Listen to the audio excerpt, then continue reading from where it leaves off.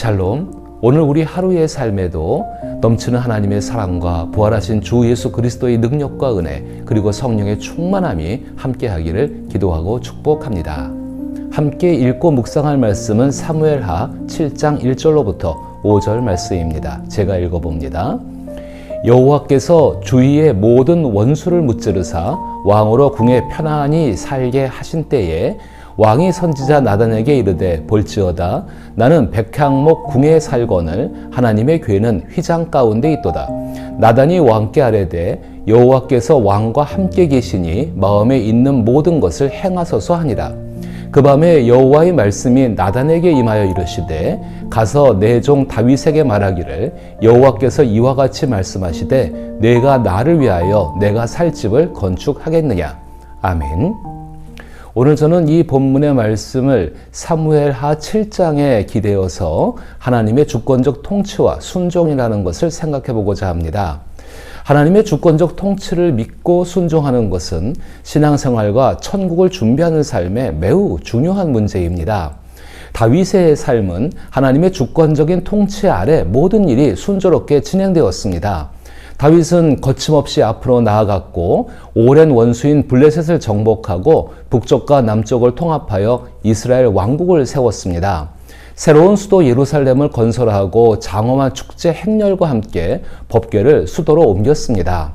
이전 왕인 사울이 어지럽혀 놓은 통치 체계도 다윗을 통해 바로 잡혔습니다. 다윗은 백성들로부터 최고의 환영과 찬사를 받으며 통치를 시작한 것입니다. 분명 다윗은 권력을 휘두르는 오만한 지배자가 아니었습니다. 다윗은 순종하는 종이었으며 다윗의 목자는 하나님이셨습니다. 다윗은 하나님의 주권을 인정하고 경외하는 종으로서 자신의 보좌를 하나님의 통치를 선포하는 강단으로 삼았습니다. 이러한 다윗의 모든 행적과 모습에 대해 사무엘하 7장 1절은 다음과 같이 기록하고 있습니다.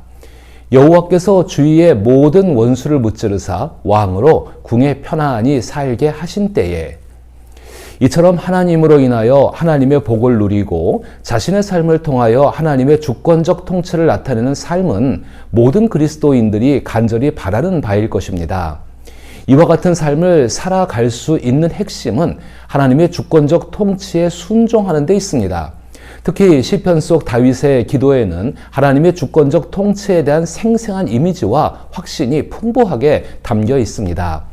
시편이 수세기에 걸쳐 다양한 기도들을 수집하고 정리한 가운데 가장 중요한 요소는 바로 하나님의 주권적 통치에 대한 순종임을 알 수 있습니다. 하나님의 주권적 통치는 성경 전체를 관통하는 핵심 주제이기도 합니다. 다윗의 시대에서 약 300년 후 예루살렘에서 이사야 선지자는 하나님께서 통치하신다는 말씀을 강력히 선포하였고 700년 뒤 예수님께서는 하나님의 나라가 가까이 왔음을 알리시며 공적인 사역을 시작하였습니다. 또한 예수님은 자신의 십자가와 부활을 통해 하나님의 주권적 통치에 대한 확실한 증거를 보여주셨습니다.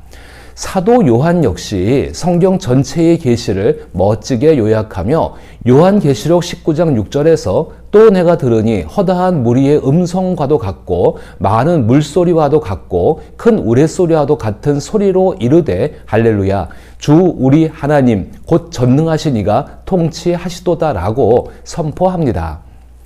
성경의 내용을 바탕으로 하나님의 주권적 통치를 정리하면 하나님께서 모든 피조물과 역사 그리고 인간의 삶을 포함한 모든 영역을 하나님의 선한 의지를 따라 절대적인 권위와 능력으로 다스리신다는 것입니다.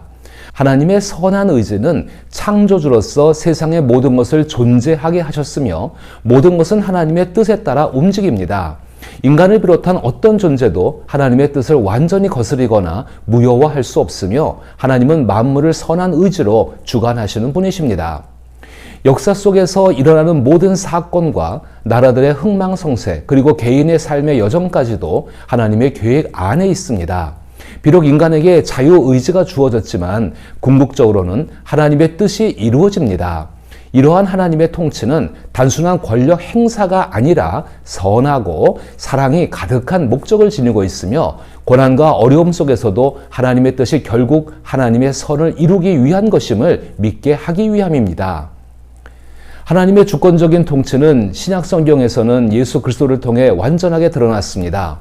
예수님은 하나님의 나라를 선포하시고 이를 실현하셨습니다. 예수님의 십자가 죽음과 부활은 하나님의 주권적 계획의 중심이며 이를 통해 하나님의 구속사역이 완성되어 갑니다. 하나님의 통치는 현재도 계속되고 있으며 궁극적으로 예수님의 다시 오심과 함께 완전히 이루어질 것입니다. 그때 모든 악은 심판받고 하나님의 나라가 완전히 실현될 것입니다. 성경은 하나님의 주권적 통치에 대한 큰 그림을 제시하지만 그 통치를 구체적으로 어떻게 이루시는지에 대해서는 상세히 설명하지 않습니다. 사실 인간의 한정된 지혜로는 광대하신 하나님의 주권과 지혜를 온전히 이해하는 것이 불가능합니다. 그럼에도 불구하고 성경은 하나님의 주권적 통치가 항상 존재하며 실제로 하나님의 능력 안에서 이루어지고 있음을 강조하고 이에 순종할 것을 권면합니다. 비록 인간의 헌신적인 순종조차 때로는 하나님의 계획과 다를 수 있지만 하나님께서 깨닫게 하시어 결국에는 하나님의 주권적 통치에 순종하게 하십니다. 사무엘하 7장에 나오는 이야기들은 이러한 하나님의 주권적 통치에 대한 순종의 모습을 잘 보여주고 있습니다. 다윗의 삶은 하나님께서 주권적으로 통치하신다는 사실을 선포합니다. 그러나 곧 그 증거의 분명함과 정확성에 의문을 품게 만드는 일이 벌어졌습니다. 더욱이 그 일은 뜻밖에도 하나님의 통치의 증인으로 살아가고 있는 다윗 자신에 의해서 일어난 것입니다. 다윗은 모든 일이 순조롭고 만족스러울 때 하나님을 위해 무언가 뜻깊은 일을 하고자 했습니다. 그토록 많은 은혜를 베풀어 주신 하나님께 감사의 마음을 담아 다윗은 하나님을 위한 성소를 건축하기로 결심했습니다. 이제 다윗에게는 명예롭게 머물 수 있는 집이 있었고 그에 더해 하나님께서 머물 수 있는 존귀하고 편안한 처소를 마련해 드리려 한 것입니다. 이는 하나님께서 베푸신 은혜에 대한 다윗의 진심 어린 보답이 담긴 마음과 결심입니다.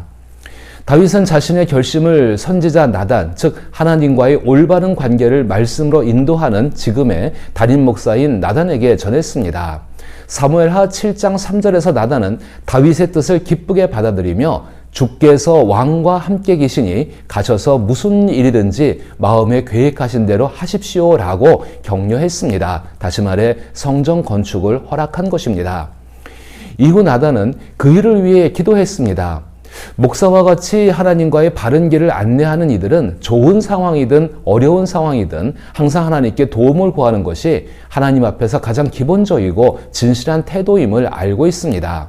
상황이 어떻든 하나님의 도우심 없이는 어떤 삶의 영역에서도 어떤 일이든 온전히 해낼 수 없기 때문입니다. 이처럼 우리에게는 늘 하나님이 필요하며 하나님 없이 성장하거나 진보하는 단계는 결코 존재하지 않습니다. 나단과 같은 위치에 있는 사람들에게 하나님을 향하여 함께 도움을 청하는 일은 익숙한 일입니다. 그러나 누군가 하나님께 무언가를 드리고 싶다며 기도를 요청하는 경우는 매우 드뭅니다. 대부분의 목사들은 그런 요청에 감동하고 고무되어 즉각적으로 신중하지 못한 판단으로 반응하곤 합니다.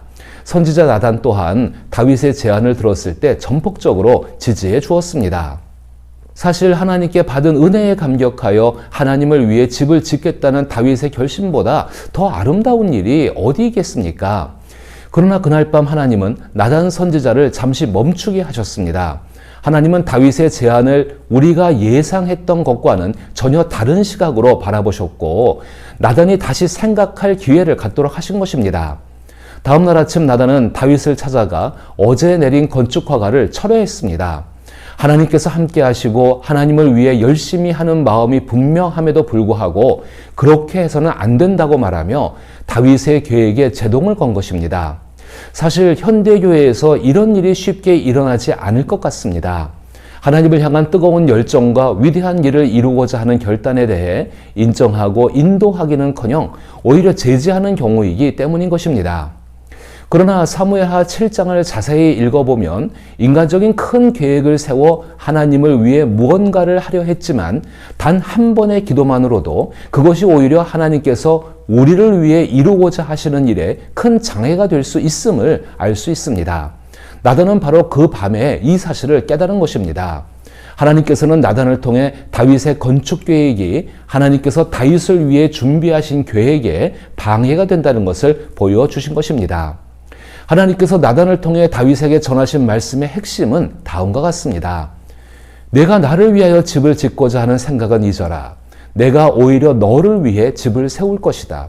나는 내가 나를 위해 하는 일이 아니라 내가 너를 통해 이루는 일을 통해 이 왕국을 세워가고 있다. 집을 세우는 이는 바로 나다. 내가 나의 집을 짓는 일을 허락하지 않는 것은 내가 이 사실을 혼동하지 않도록 하기 위함이다. 만약 예루살렘이 온통 너의 건축 사업으로 분주해지고 목수와 석공, 인부들의 소리로 가득 차게 된다면 사람들은 나 하나님이 하는 일에 집중하지 않고 오히려 내가 벌인 일에만 마음이 쏠리게 될 것이다.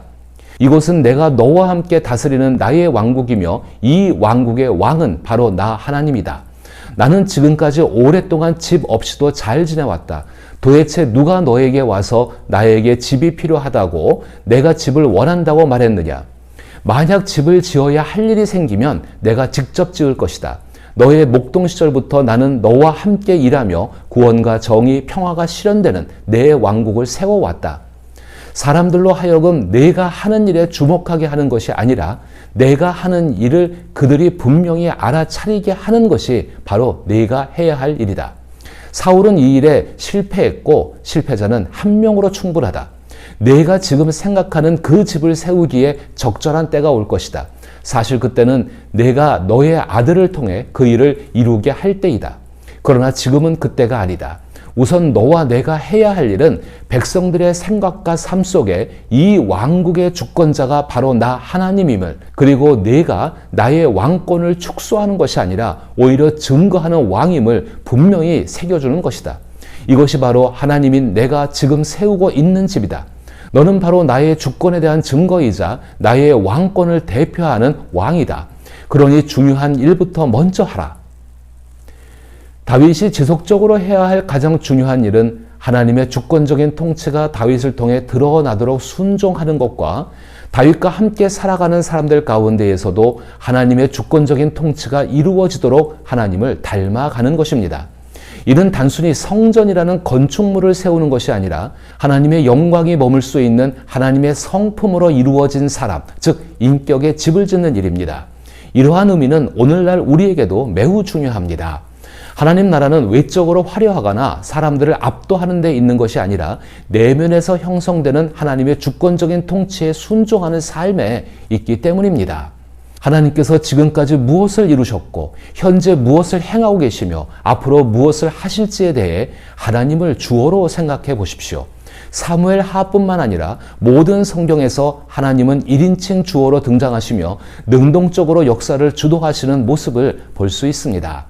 하나님을 위해 무언가 하겠다는 열망으로 가득했던 다윗은 오히려 하나님께서 그를 위해 그리고 그를 통해 무엇을 이루셨고 이루고 계시며 이루실지에 관한 말씀을 들었을 때 자신이 그동안 세웠던 목적과 계획이 대단해 보였지만 사실은 아무것도 아닌 것임을 깨닫는 참된 겸손에 이르게 됩니다. 그리고 이러한 하나님의 주권적인 통치에 순종하는 겸손은 다윗을 더욱 존귀하고 겸손하게 만듭니다. 내 삶의 주어는 하나님이시며 내 삶에 일어나는 모든 일의 원인도 하나님이심을 기억하십시오. 하나님의 주권적인 통치는 하나님과 모든 피조물을 만족시키는 선한 목적을 이루십니다. 그러므로 오늘 하루도 하나님의 주권적인 통치를 의지하며 살아가기를 기도하며 축복합니다.